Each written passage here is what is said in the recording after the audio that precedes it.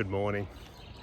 So, touching base on what I mentioned yesterday about my motorbike accident. Happened in 2006. So I was 22, so I was born 84. So it's 2006. That happened on my mate's birthday, 3rd of August 2006. Collided with a person who is late 20s. A short story, came off the bike, hit a parked car, punctured a hole in my helmet, crushed the right hand side of my brain, right hemisphere, broke, I think it's about 6 bones, collarbone, my C2 and C3 shattered, 4 ribs were broken, 5 organs were burst, 2 being lungs, 1 stomach, 1 appendix, and I believe 1 bowel. It was a 3-year diagnosis by the psychologists, psychiatrists, and all those who work on the brain for a minimum recovery, 3 years, due to the severity and the extenuating tests they did. Following all the tests, I believe I had 3. I had a physiotherapist who just literally helped me gain my functionality back. I was, to put it bluntly, like a vegetable for at least 2 to 3 months. Barely look after myself. For the first month, I was in ICU, stands for Intensive Care Unit. 1 month, I was induced in a coma. Their reason for doing that, so they told me, was that my body was in such a state that my mind, in its own state, would have freaked out if I had have been awake for it. So by giving the brain a break for at least a month, it allowed it to address in priority what was most urgent to keep this body alive. So from punctured organs to broken bones, which were way later on the list, to bruises, they came out 1 year later. It was insane. I had bruises coming out my leg like 10 months, over a year later, and I was like, what is going on? The symptoms or side effects, depending on how you wish to call them, for me, where I had a short temper, short as, like, it was like, my definition would be like lighting a firework and the fuse is gone within half a second. My temper was explosive. Apparently, my mum had recalled me several times. I even had the police asking me questions, what had happened. My response after the 3rd time being asked the same question would be, for fuck's sake, fuck off. Being a chef, I had quite the temper already. That just really ignited it. So it doesn't matter who asked me the question, whether it's my mum, my sister saying, hey, you feeling all right today? As long as I got asked, by the 3rd time they asked the same question, it was the same response, with verbatim, without question. So my limited vocabulary was something that was set back for a long time, at least probably a minimum of 2 years. I knew what I wanted to say, just couldn't find the words. It was like my mind, the doors had closed, the circuits had been crossed, the wires were no longer traveling down the paths they normally would route down. And things were it was like being chucked in a washing machine, totally disorganized, and it came out like a string of mess.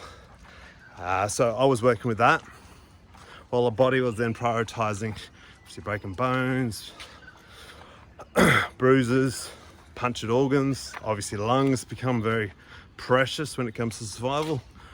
Then things like walking, brushing my teeth.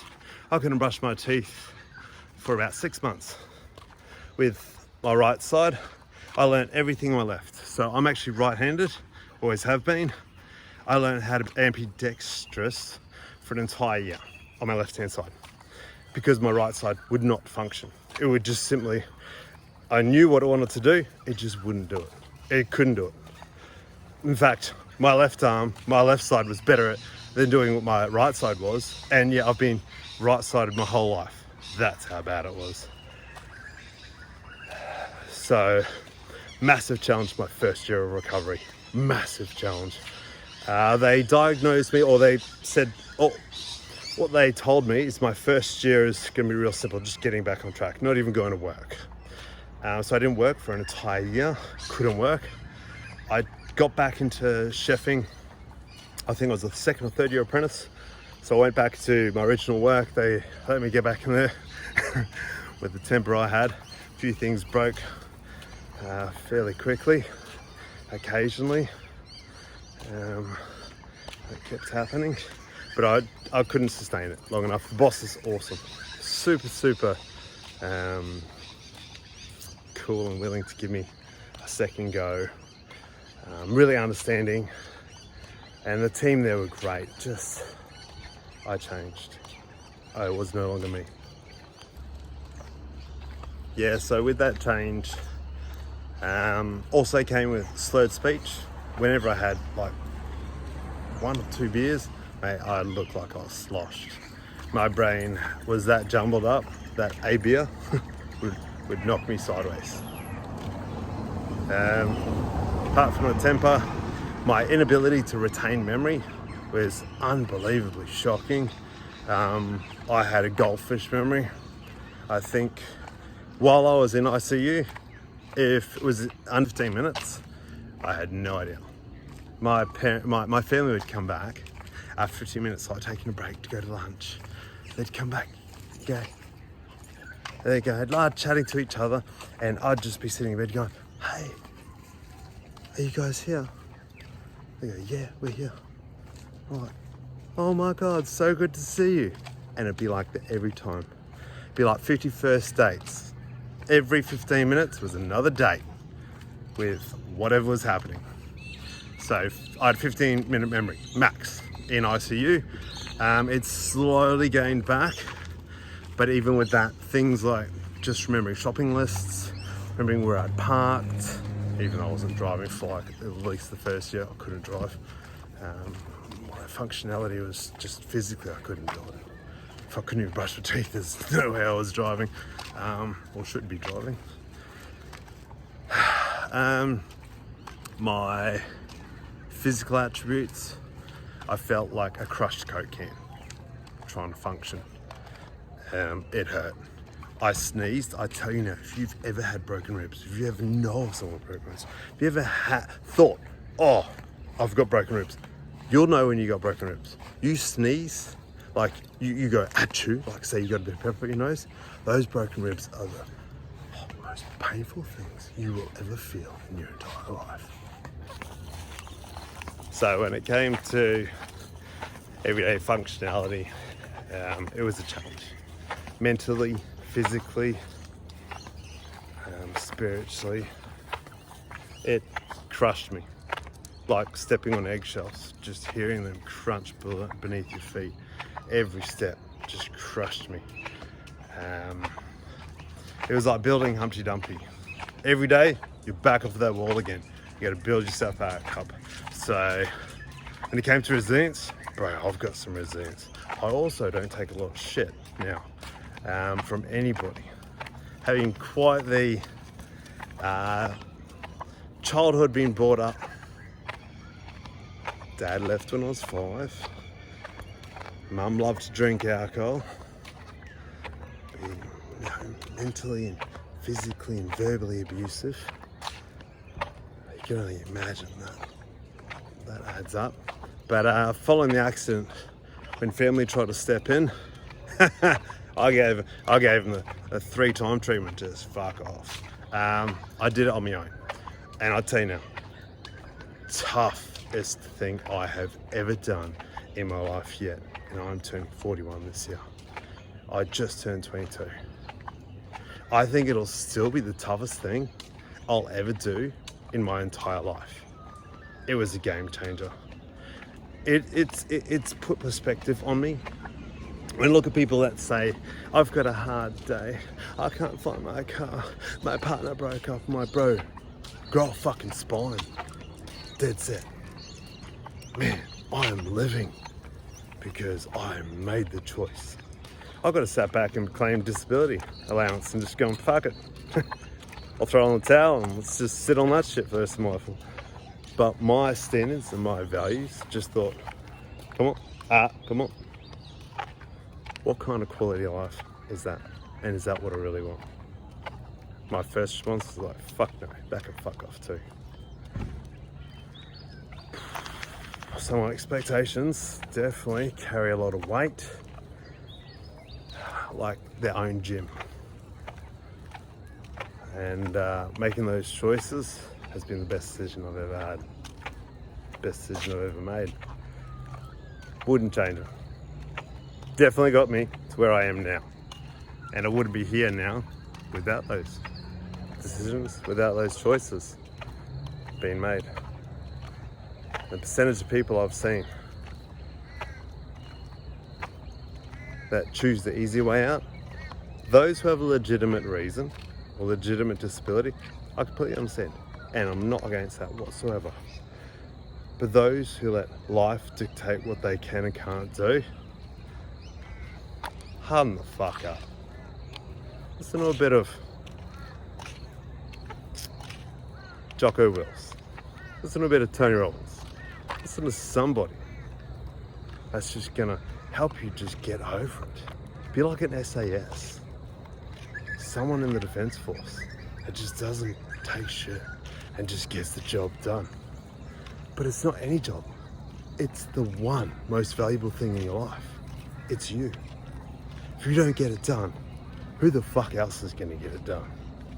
And if you don't get it done, what are you gonna do is be left just blaming everything else why your life isn't good.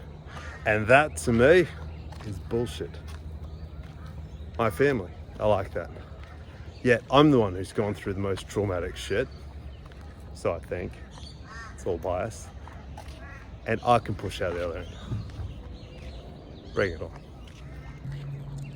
So what was it like going through brain damage? In a snapshot in 3 years, my first year, I felt like I was somewhere between, progressed from being a 1-year-old to about a 7-year-old. In the way of my mental abilities to just operate. Functionality, mechanically, physically, was nothing like a 7-year-old. I'd be lucky to just get the basics. Second year was that probably going from about 8 to about 15. Mentally, again too. With the maturity, with the vocabulary, with the speech, definitely not the speed, definitely not the mobility, just the mental side of it. And then on the third year, I really started to sort of get myself back, progressing from the late teens to coming back into being 24, 25 again. But, dude, it was a slog because at any stage, I could have just gone, fuck it, I can't do this. I don't want to do this, and it's fucking way too hard doing this on my own.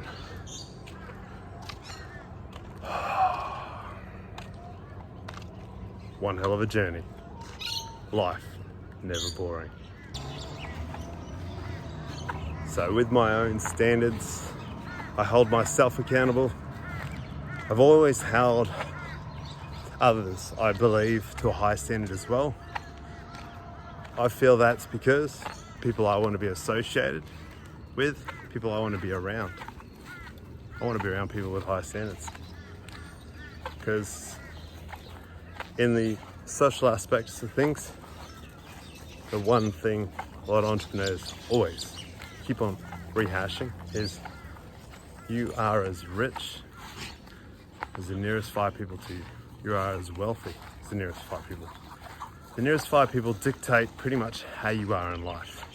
Your fitness, your mindset, your education, your vibrancy, the vitality, the positivity or negativity, whatever it is definitely heavily influenced by what you choose and the first 5 people that are most closely associated with you in your life.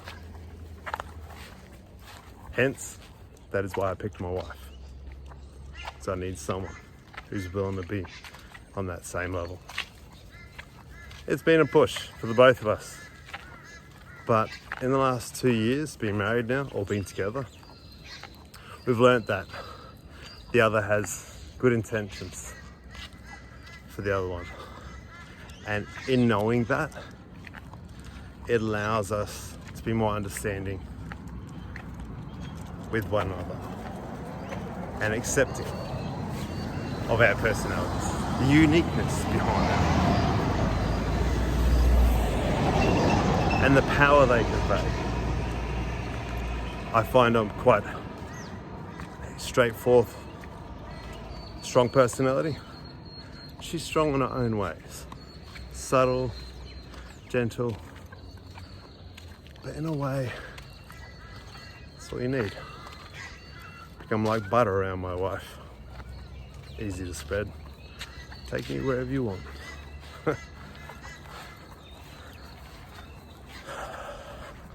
It's the one person I put my heart and my faith in. And I love having as my partner for life, my teammate, my best friend, someone I can console with, someone who understands me for who I am and the uniqueness that I bring to me, to her, and our relationship. So with the brain damage, in the pursuit of my first 3 years, actually going from when I was 22 to about 30, skip the first 3 years, it's like 8 years. There are a lot of changes in my life. I was constantly changing shared accommodation, anywhere from like 3 to 6 times a year. I was jumping from house to house because I couldn't fit in or explode. Same with jobs. Couldn't fit in, couldn't do the hours, couldn't mentally remember tasks that I was doing. Try to hold in my explosiveness. Bro, my dickhead tolerance was super minimal.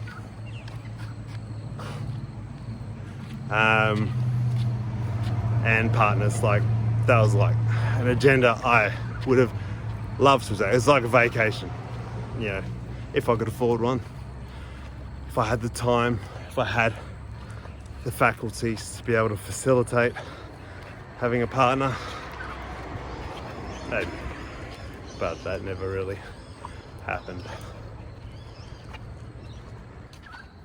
So there was many days, seconds, moments, minutes, hours of challenges. My worthiness was tested ongoing throughout a day. My want to survive such a life was almost like non-comprehensible. You'd be like, why would you want to live in the sewers? Why would you want to eat shit all day? Why? You're a human being living in a first world country. Bro, that's what I felt like. I felt worse than third world country, or people in a country, poverty, living in a first world country. I felt isolated, alone. Depression, anxiety went rampant. Suicide. Bro, I think I put myself into the nut house at one stage. I think it was just early in my second year. The reason being is I had a bunch of knives, my chef knives in the back of the car, and I was like, bro, if I'm going to end this, I'm going to do it as quick and sweet. Always thought it'd be so much cooler if I had a gun. I know it's 100% going to be a deal breaker. That'll work.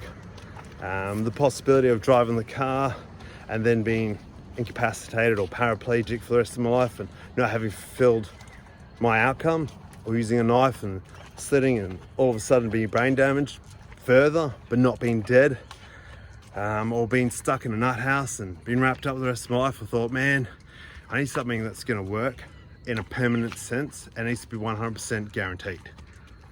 So no half-assed. I came close so many times, and one time I sent myself to the mental hospital. I tell you now, there are some cray-crays in there. Fuck me, I had no idea how cray-cray these mob were.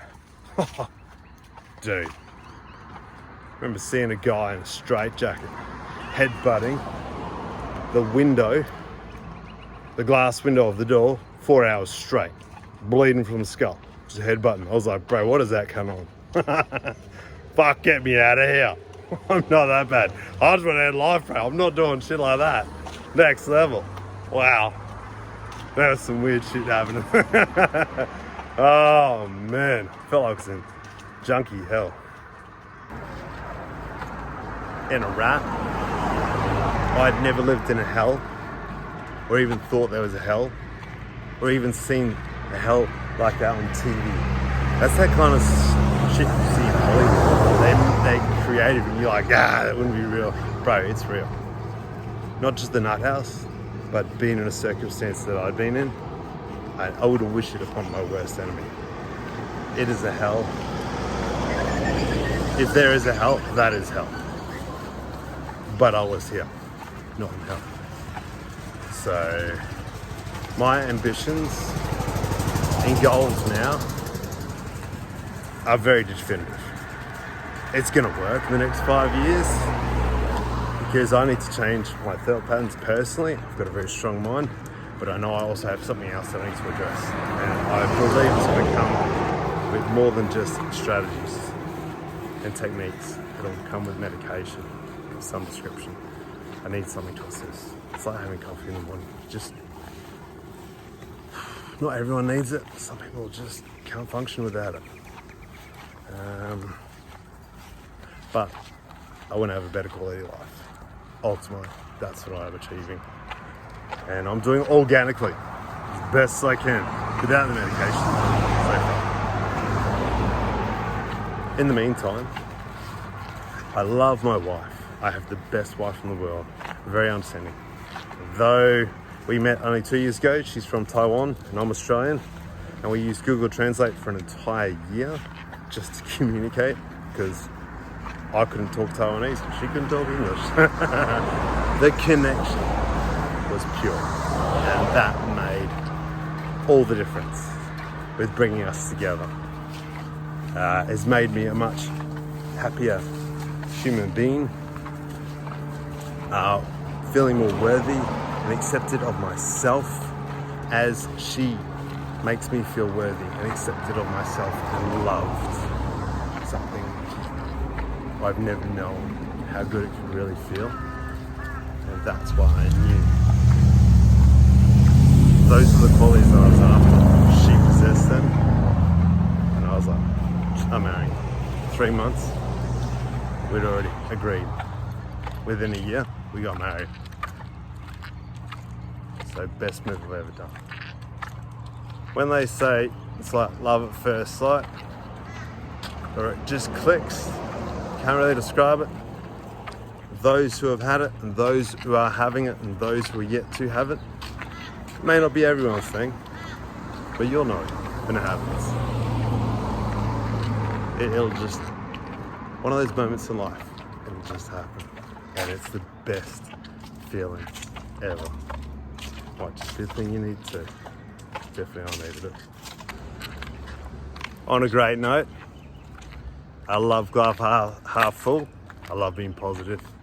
I love being upbeat, regardless of what's happening in life. It's all to help shape me to understand how precious and how much I appreciate life.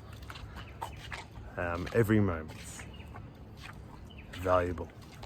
And if you can appreciate more of those moments in your everyday life, bro, your life's gonna change. Because every day shit can get better. But nothing's changing, just your mentality. And that is how easy a good life can be. I don't need much. Just need good people, good vibes, good feeling, walks every day, and great food. And a wife who finds me extremely funny. I find her funny too. We're like a bunch of kids between us two. And I love it. I absolutely love it.